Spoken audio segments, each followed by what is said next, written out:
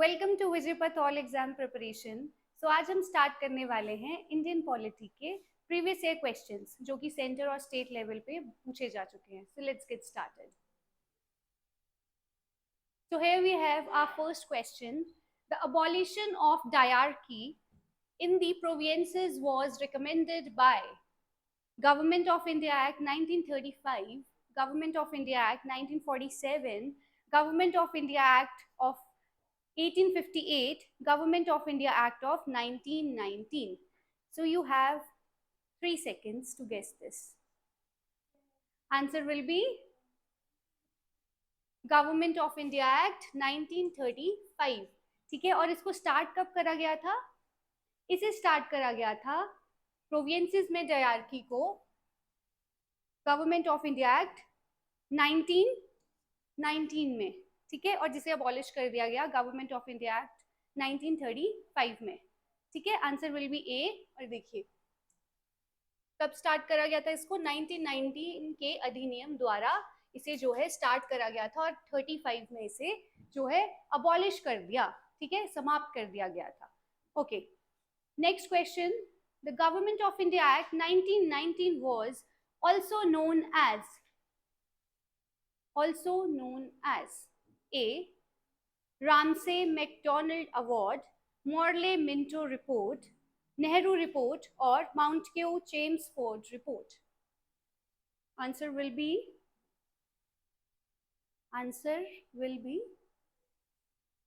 D. Mountque-Chelmsford Report. Okay? हाँ, answer will B D. ठीक है। Question number 3.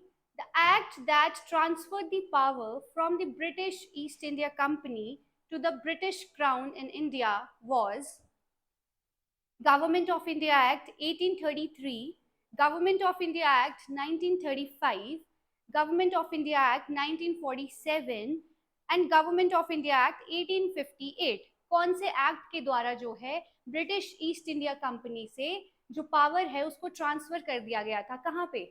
क्राउन को, ब्रिटिश क्राउन को जो है ट्रांसफर कर दिया गया था। Answer will B government of India act 1858, जिसे गुड गवर्नेंस एक्ट भी बोला जाता है। ठीक है, आंसर विल बी डी। और जब ये एक्ट आया था तो इस टाइम पे हमारे जो गवर्नर थे, जो जिन्हें गवर्नर जनरल जो थे उसे वाइसरॉय में चेंज करा गया था। तो कौन बने थे वो वाइसरॉय? देखिए इसके द्वारा गवर्नर जनरल का जो वो था पदनाम उसको बदल के वाइसरॉय कर दिया गया था। और कौन बने थे? Lord Canning. जो लॉर्ड कैनिन थे वो हमारे last governor general of India और फर्स्ट वाइसरॉय बने थे। ठीक है, next. When was the drafting committee formed? 17 October 1945, 14 October 1948, 29 August 1947, 9th November 1946. Answer will be C. 29 अगस्त 1947 को जो है हमारी ड्राफ्टिंग कमेटी बनी थी और इसके चेयरमैन कौन थे? Doctor B.R. अम्बेडकर। और हमें ये भी पता होना चाहिए कि ड्राफ्टिंग कमेटी में कितने मेंबर्स थे? तो टोटल 7 थे। ठीक है, अगर डॉक्टर अंबेडकर जी को छोड़ दिया जाए तो बाकी 6 मेंबर्स थे और टोटल अगर हम इन्हें मिला के चले तो हमारे टोटल मेंबर्स कितने थे? 7 ड्राफ्टिंग कमेटी में। ठीक है, और इन सबके ये नाम दे रखे हैं यहाँ पे। Okay, next question. अच्छा, अब यही क्वेश्चन को ना थोड़ा चेंज करके दिया गया है। पीछे क्या पूछा था कि when was the drafting committee formed, और अगले में ही हमें पूछा गया who chair the drafting committee of the constitution. तो obviously we know the answer. Answer will be doctor B.R. Ambedkar. Okay, अब देखिए यही सेम क्वेश्चन को थोड़ा और चेंज करके कि हु वाज द चेयरमैन, पहले क्या पूछा गया है? Who chaired. ठीक है, तो थोड़े थोड़े वर्ड्स में जो है चेंज करा गया है, इसलिए हमें कंफ्यूज नहीं होना, इसीलिए ये एक साथ क्वेश्चंस को डाला गया है ताकि हमें क्वेश्चन का पूछने का तरीका जो है समझ आ सके। ठीक है, चलिए। Who was the chairman of the drafting committee of the constitution of India? So that will be doctor B.R. Ambedkar. और सेम क्वेश्चन कोई चेयर्ड पूछा गया है, सो अलग अलग तरीके से एक ही कुछ सवाल को जो है पूछा गया है यहाँ पे। ठीक है, नेक्स्ट क्वेश्चन है who was the first finance minister of India after independence? So independence के बाद जो है हमारे फाइनेंस मिनिस्टर कौन बने थे? सबसे पहले है सी Rajagopalachari, R K Shanmukham Chetty, Sardar Baldev Singh and doctor B R Ambedkar. So answer will be, हमारे फाइनेंस मिनिस्टर कौन बने थे? आर के शनमुख चेट्टी. ठीक है,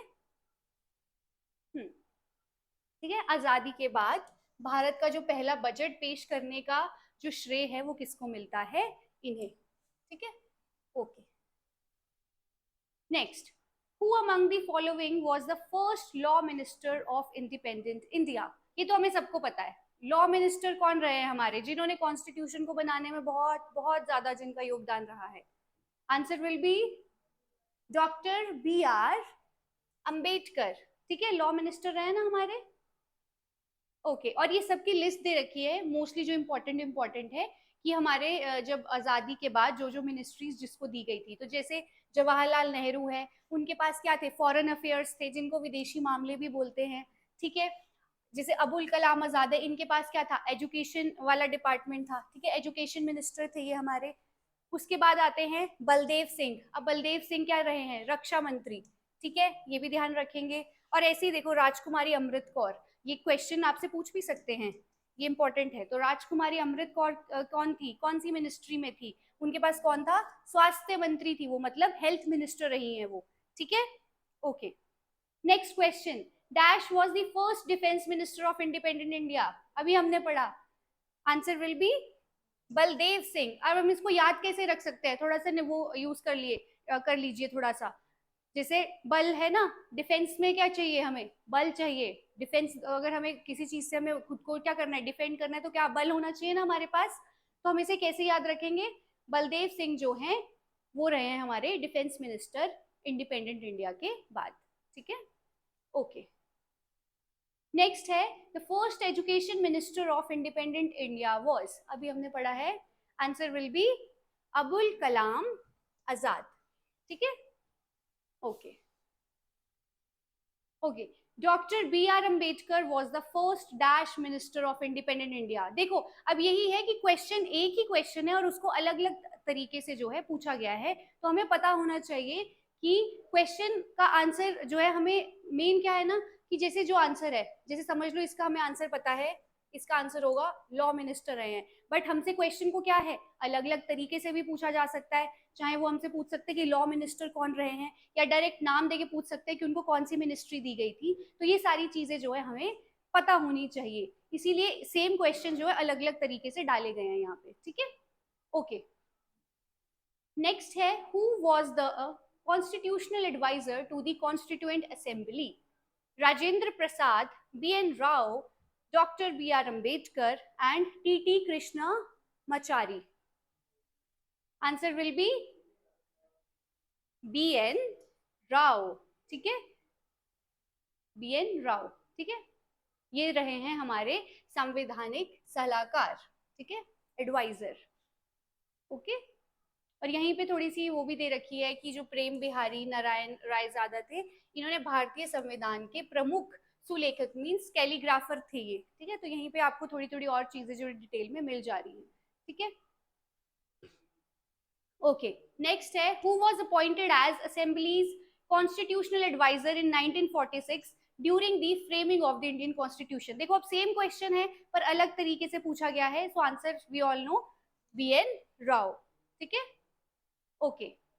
So that is it for today. Thank you so much for watching.